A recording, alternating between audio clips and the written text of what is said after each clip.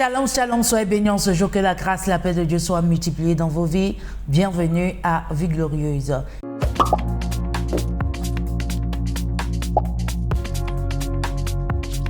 Cette année, il y a quelques actions que nous devons mener. La Bible déclare dans Jérémie 29, le verset 11, « Car je connais les projets que j'ai formés sur vous, dit l'Éternel, projets de paix et non de malheur, afin de vous donner un avenir et de l'espérance. » Donc, cette année, c'est important que tu puisses mener quelques actions. Et la première action, c'est d'avoir une vie de prière et de jeûne.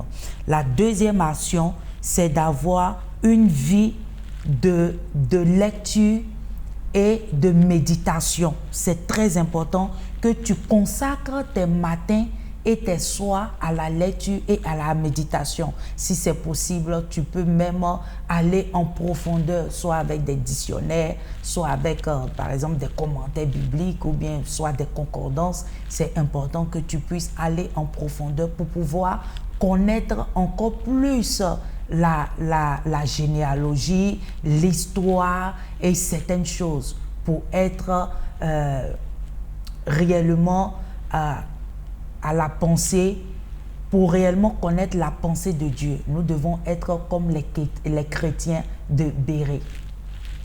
Un autre point, tu dois avoir une vie de communion fraternelle. Rentre dans une communion, dans une communauté. C'est très important que tu rentres dans une communauté afin d'avoir plus de connaissances.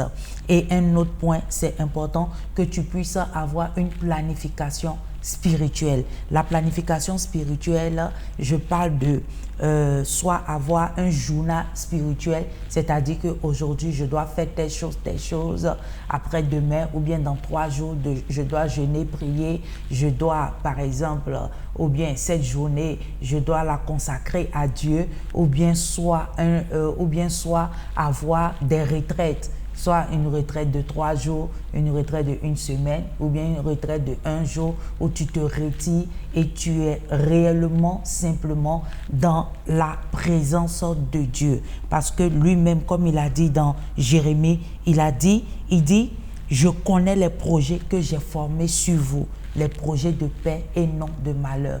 Donc, toute cette année, c'est le Seigneur seul qui connaît ce qu'il a prévu pour toi.